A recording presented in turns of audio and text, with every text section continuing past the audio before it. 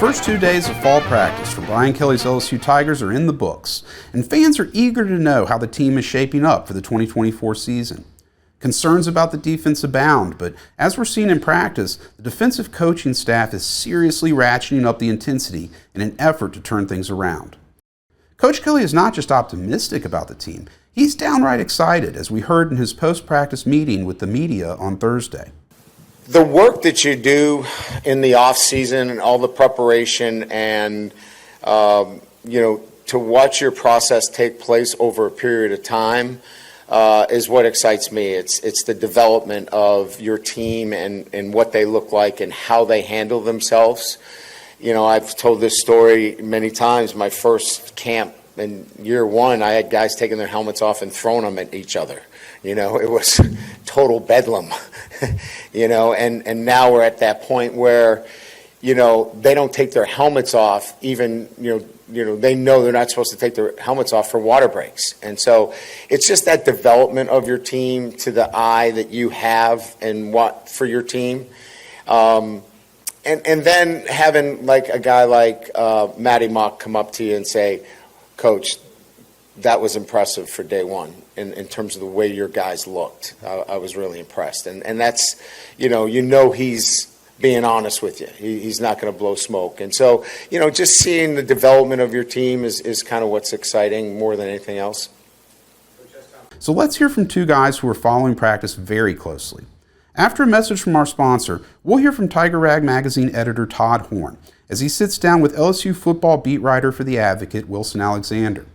Besides covering LSU football for years, both have attended practice so far and have firsthand knowledge of how the 2024 Tigers are looking and can provide some insight and opinion on what they're seeing on the practice field. I'm your host, Jake McMains, and we'll hear from Wilson and Todd right after this. Hi, I'm Mike Munderland, and we're here to smash the capital city's trash. Smash My Trash is a revolutionary compactor for large dumpsters, sometimes reducing the volume of waste by up to 70%. This means fewer hauls per month and big savings for your business. Fewer hauls and compacted waste will also result in a positive impact on our community and our environment by taking up less space in our local landfill sites. Schedule your company's free demo today. Call 225-497-0101. All right. So, hey, Wilson, thanks for joining me today. How was practice day 2 out at the Ponderosa today? I know you only had like 15 minutes as opposed to yesterday when we had a little more than an hour. I think we learned a lot yesterday. Any news today? It seemed like the only bit of news today was that Javian Toviano was really participating in drills with the cornerbacks. We learned, of course, yesterday that he had been reinstated, but he didn't do anything at practice on the first day.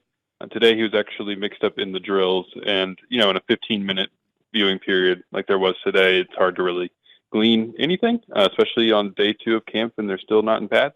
I think that would probably be the main takeaway. Is there any clarity on his legal situation, the timeline or anything like that? I know Coach Kelly said yesterday he had been reinstated by the university, and that's why they brought him back into the football program, which makes logical sense, but it still seems like it might be a little risky to put a lot on him right now because he may not be around for a while. Yeah, that was interesting. Kelly even said in his answer about that yesterday that they would start to mix him in and stuff as he continues to work through his legal matters. Javion's been reinstated by the university. As you know, he was suspended from the university, and he was reinstated on Thursday. And so he's back in football activities, and we'll kind of get him, going again, back in the mix. And obviously he'll be a competitive player for us. He played for us last year, and get him going as he works through, his legal matters. So it's not like this has been resolved on a legal front at all yet. Where exactly it is in the legal process, where it's going to end up, we don't know at the moment. All we know is, of course, that he was arrested after turning himself in on July 21st on those accusations of video voyeurism. And that's kind of just where things stand at the moment. But on the university side, they say that he's been, I don't exactly know what went into the decision to reinstate him, yet at this time, but certainly he has been, and but the legal part of this is not over yet. Well, they look like they have a ton of cornerbacks. So we're just not sure who's the best or who's good enough to hold down a starting position. But they had, Sage Ryan and Ashton Stamps at number 1 yesterday. Was it the same thing on Friday? Yeah, as far as I could tell, it is interesting, right? I mean, it's not even a completely whole cornerback picture because you don't have Zy Alexander really doing anything yet either. Zy coming off that ACL from last year in October against Army. Kelly said that he's going to need to get to the point where he's kind of like cutting and accelerating off of that. And anytime you have a knee, sometimes that can take a little bit. So it's really going to be interesting to see here in camp at what point he's able to start doing those things. Because we're seeing John Emery do them, but they haven't, really started doing that with Zy yet, at least on the practice field. They're only 2 days in, but everybody else seems available, but it's still not really like you have everyone who you would think is in the mix here to start out there on the practice field right now. But without him, it looks like Sage is a possibility. Ashton Stamps is certainly a possibility, probably even maybe one of the leaders in the clubhouse right now to be a starter. He was a starter back in the spring as well and has been pretty consistently in one of those roles, but a long way to go still at this point. PJ Woodland might have something to say about it too. And then we'll see if either, J.K. Johnson or Jair Brown can kind of put themselves in the mix at all because they haven't really been to this point. But again, it's so early in this competition. So yesterday, on Thursday, rather, P.J. Woodland and Ashton Stamps both had big interceptions. Stamps coming off of a long throw from Garrett Nussmeier to attempt to Kyron Lacey. Did they perform? Did you get to see them perform any today? No, not today. I didn't get to. Are you impressed with Stamps? He seems to be even more improved. He got a lot of playing time last year, but he seems to be even more improved than he was last year. He does. You would expect that to come with experience. Sharper technically.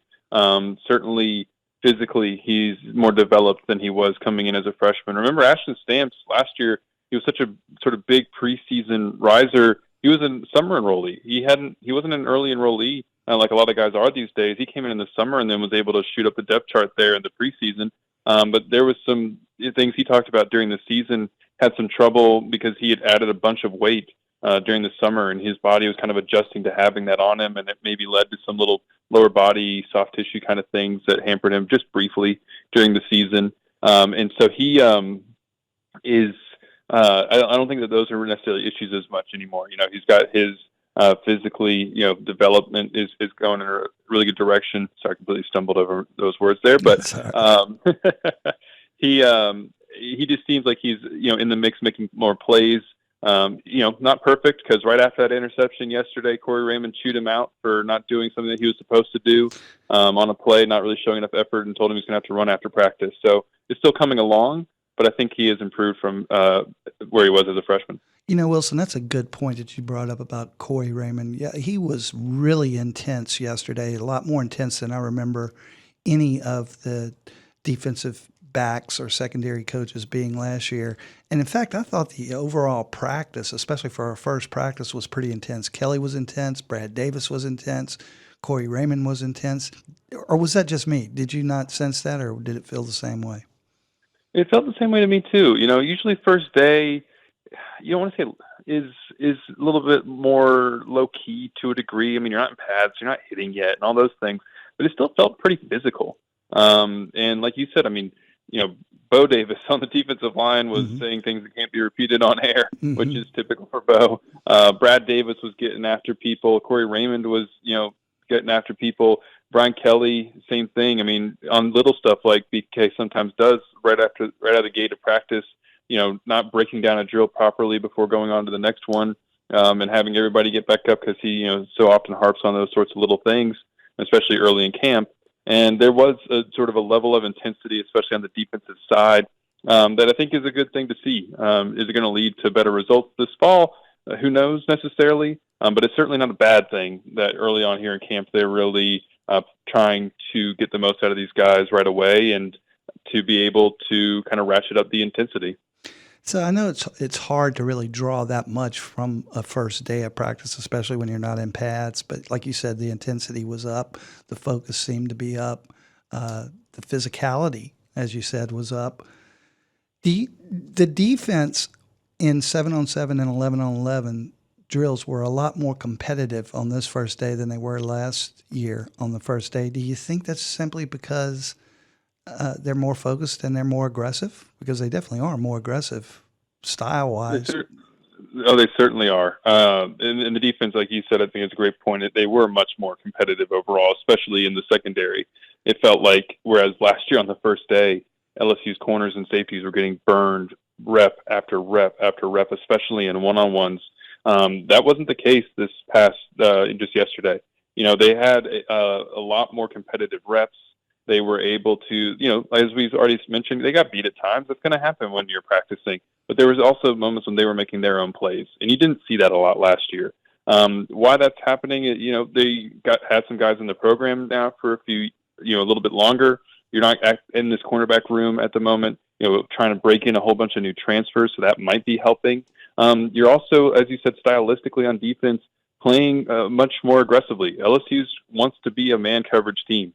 Blake Baker said in the spring, if you were to cut him open, that's what he would like to be able to play is man coverage. Leave guys on an island and have elite corners out there. LSU might not be at a place where it can do that throughout the season, every game, every play. You wouldn't want to, obviously, exclusively anyway, but they might have to play more zone than Blake Baker would like to this year, depending on how things shake out and if these guys are ready or not for it. But Cory Raymond's been working with them on man coverage press techniques since day one of spring practice, and that's not something they did a lot of last year.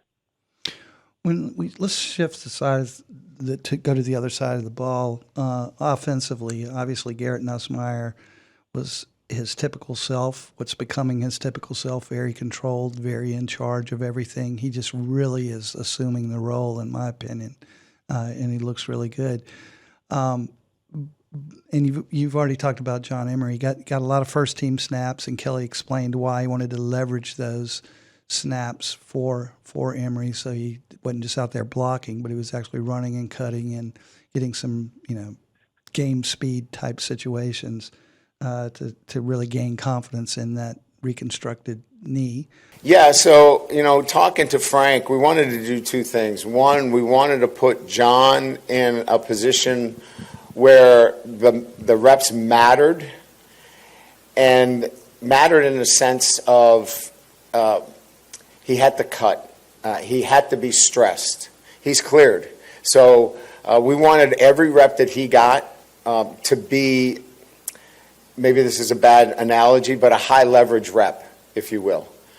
We didn't want him out there, just blocking or, taking a rep that didn't force him to put his foot in the ground and accelerate. But were there any surprises that jumped out at you from the offensive side? Mainly the Emery's involvement and how much he was doing yesterday and how many reps he was getting in that running back rotation. Just because there was an unknown. He wasn't here in the spring. He's coming off an ACL injury that only happened last November. Especially for a running back, that's not an easy thing to be returning from, really any position on the football field. But there's so much as a running back, so much agility that's required at the position. And they had him doing a lot of stuff that required cuts and planting his foot in the ground and accelerating upfield. And the fact that he was able to do all that with seemingly no limitations whatsoever, and that he was getting a lot of run, was probably the thing that stood out to me the most on the offensive side. LSU, it's got some talented running backs. You look at Caleb Jackson, a guy who flashed so much last year. Josh Williams has been so steady for the last few seasons. Caden Durham, a promising freshman who we just, don't know a whole lot about yet, but it was certainly a good high school prospect. And then Emery at the moment with Trey Holly still unavailable, he's going to have to play at some point. At least LSU's going to need him to play at some point. Even if it's just to sort of spell some other guys, or maybe even to be more involved in the rotation than we would think of when he first came back this summer. They're going to have him at some point. And it was, I think, a good sign that he was able to do as much as he did on the first day and look as fluid as he did doing it. Any of the wide receiver rotation surprise you yesterday? The thing that wasn't necessarily surprising to me, but that maybe stood out was just that C.J. Daniels was one of those first three wide receivers up, along with Kyron Lacey and Chris Hilton. Daniels was not necessarily a standout performer in the spring, coming off right away from Liberty. Joe Sloan, when asked about that in the spring, said it maybe had to, he needed to get more familiar with the playbook, and that I expected him to be more up to speed in that regard come fall camp.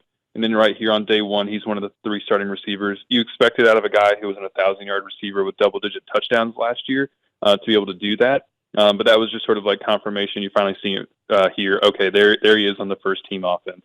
Everything else is, they're returning, so much of the offensive line, skilled players like Lacey and Mason Taylor and Nussmeyer's entrenched at quarterback, that it's hard to have much else surprise, I think, us on the offensive side here as we go throughout the rest of camp, unless there's any more changes at that receiver rotation.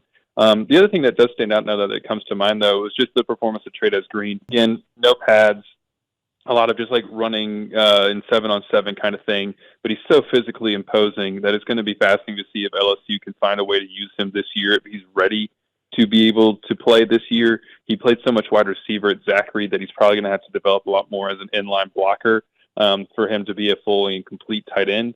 But if he can do one or two things really, really well, then I'm sure LSU's coaches will try to find a way to get him on the field. And we'll have to see as we go through the rest of camp if he can be consistent in that. Because as a target, there's a lot to like there.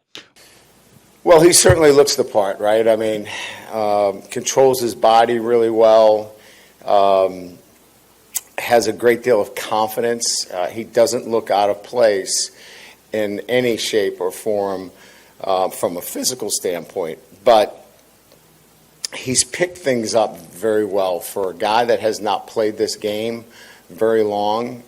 It's coming to him,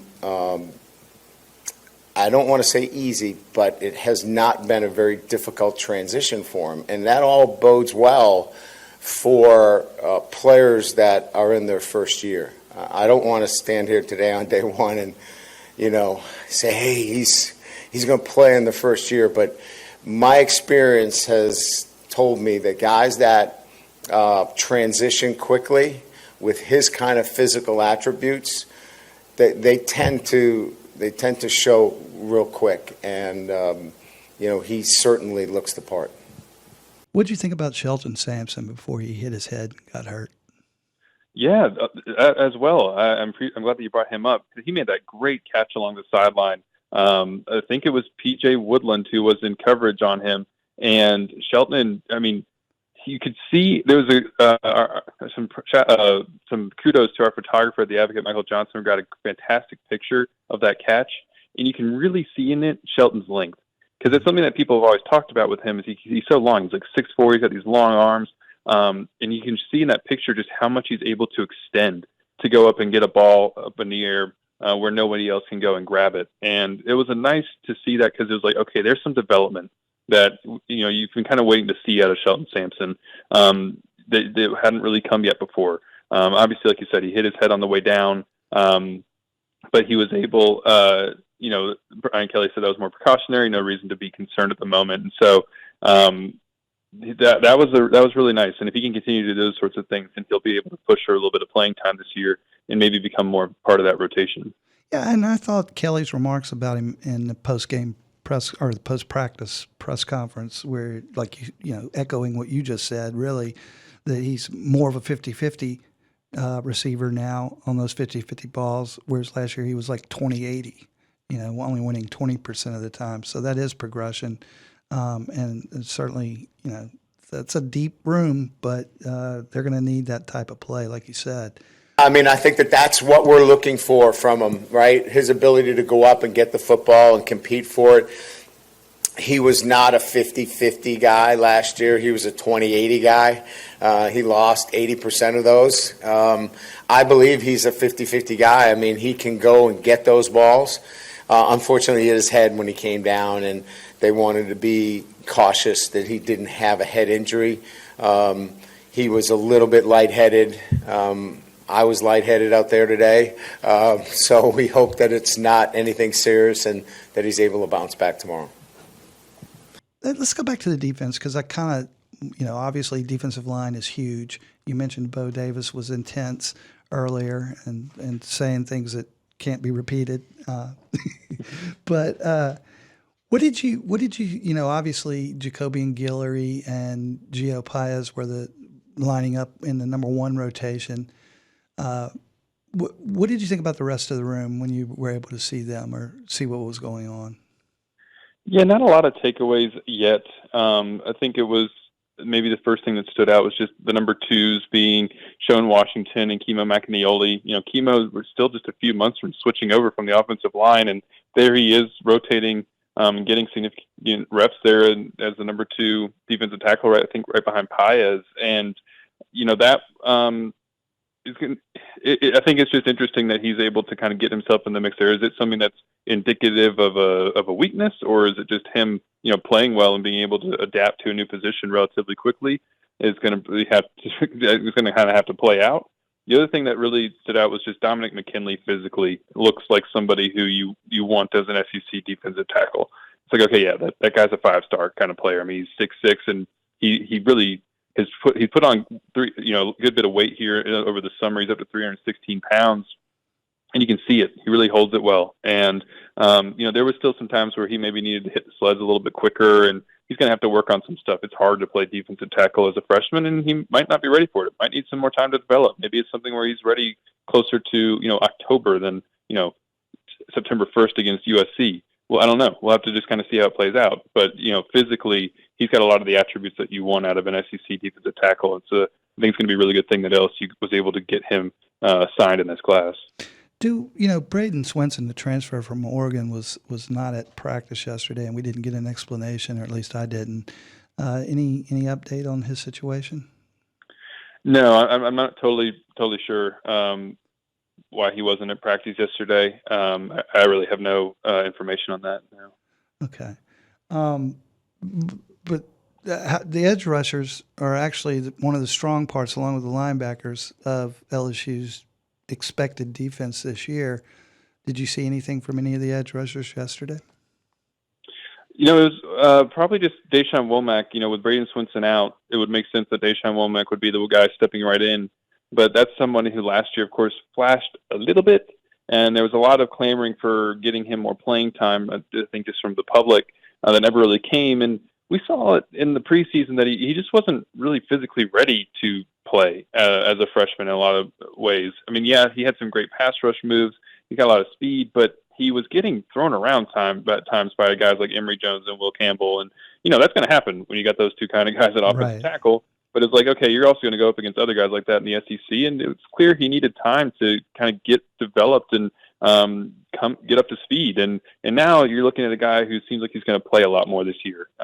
Certainly in a rotation with Braden Swenson, and if he can start to really make some plays, maybe even do a little bit more. The other thing was Gabe Relaford right behind him. We saw Gabe Relaford have such a good spring game. Before that, going into the spring game, he hadn't really gotten any significant reps that we had seen in practice, like with the ones or anything like that. Now you're seeing him at least, be the number 3 sort of defensive end on that side, with Braden Swenson, Deshaun Womack, and Relaford kind of in a row there. They really wanted to kind of come into this preseason practice, from what I understand, getting Relaford some reps against some of those first and second team offensive tackles. And I think he's going to get the chance to do that here in the fall and be able to have a better idea if he's someone who can contribute this year as well. When we go to special teams, Wilson, Damian Ramos is obviously more than likely going to be the field goal kicker, the place kicker. But who's going to punt and who's going to return punts and kickoffs? Yeah, the punter is a competition between Blake Oschendorf, Louisiana Tech transfer, and Peyton Todd. And, Blake's got a lot more experience, really, from one more season of being a full-time punter than Peyton. He was his first as an FBS punter last year at Louisiana Tech, and he did a great job with it. 45.7 yards per punt, led Conference USA in that regard, first team All-Conference USA. And Peyton doesn't have that experience. He's never actually punted in a college game. But this competition needs to play out to see for sure who's actually going to be that starting punter. And then who's going to catch punts. Certainly you would think it's Xavion Thomas, the transfer from Mississippi State, who averaged 12.6 yards per return over the past 2 years, who's taken one back for a touchdown. he's also somebody who will be a factor in the kick return game. He's done that before as well. But at punt return, we got a glimpse of that on the first day. Some guys catching punts. It was, Xavion Thomas. LSU also had Aaron Anderson back there, Kyle Parker, and then the freshman, Jelani Watkins, with his speed, that could be really interesting if he's able to be someone who's sure-handed. Maybe he can actually do something in the return game as well and be able to use that speed in the open field could be an asset too. Last year, LSU's primary kick returner kind of ended up being Caleb Jackson, and he might be in the mix there too. We'll kind of see as we go through the rest of camp how LSU wants to play that out, seeing as he's going to have more of a role on offense this year. Okay, last question, Wilson. How important is the USC season opener going to be for LSU? Hasn't had a season opening win since 2019, but how important is it going to be to get off on a right foot this season with so much evolution that's needed and growth that's needed from this roster heading into the season? Yeah, it feels like you don't want to a season opener is not going to make or break how the season plays out. Sometimes it can be very instructive to, for some things to go wrong, but and get better over the course of the year. However, like you said, LSU hasn't won a season opener since 2019, and it feels like this is kind of not a must-win game necessarily, but on a scale of 1 to 10 of importance, I'd put it like a 7. They really need to go out there and win. They need to go out there and play defensively, play well against, even though USC isn't bringing back Caleb Williams, they still got Zachariah Branch, who's incredibly fast on offense. Miller Moss, who did a lot of good things as in the bowl game, kind of similar to Garrett Nussmeier, has been waiting to start, was a top 100 recruit in that 2021 signing class along with Nussmeier. Now he's coming in replacing a Heisman winner. And, they've got some pieces, and it's a Lincoln Riley offense. Mm-hmm. And if LSU can go and play well on defense against a Lincoln Riley offense, even though it doesn't necessarily have, some of those things like Caleb Williams, it's still reputationally going to improve the outlook for this team if they're able to do that because of Lincoln Riley and his history of success. And so I think I'd say like a 7 probably on a scale of 1 to 10 because they need to get off to a good start just for this season. They need to actually start with a win, and they just need to start to gain some confidence. Yeah, that's what I was going to say. If a good performance against a Lincoln Riley offense would definitely give that young defense or inexperienced defense some confidence. Last question, what are you looking for most when they don the pads next week? That's when I'll really start to look at the offensive and defensive line. And can the defensive line actually create pressure and get to the quarterback and be able to stop the run? I think most importantly, we saw times in the spring LSU's defense was not doing a good job of stopping the run. That led to a lot of the concerns at defensive tackle where people were talking about. And if they're able to handle that part better once they get into pads, I think that's the main thing that I'll be searching for. All right, Wilson. Well, you have a good weekend, and I'll see you next week. And thanks so much for joining us. You do the same, Todd. Thanks for having me. All right, man. Talk to you later. July is jumping at your East Baton Rouge Parish Library. Lots of books are being read as part of their summer reading program. Adults are finding the way of nature through Tai Chi classes, while little ones gear up for back to school with enrichment programs like Big Buds and Carver Cubs. And for teens, how about Twinkie Wars, Bubble Science, or Percy Jackson Trivia? Go online at ebrpl.com to learn more. That's ebrpl.com. All right, that's it for today's episode. Thank you, Wilson and Todd, for sharing your thoughts. We'll be back next week, but until then, stay tuned to TigerRag.com for all your latest LSU sports news.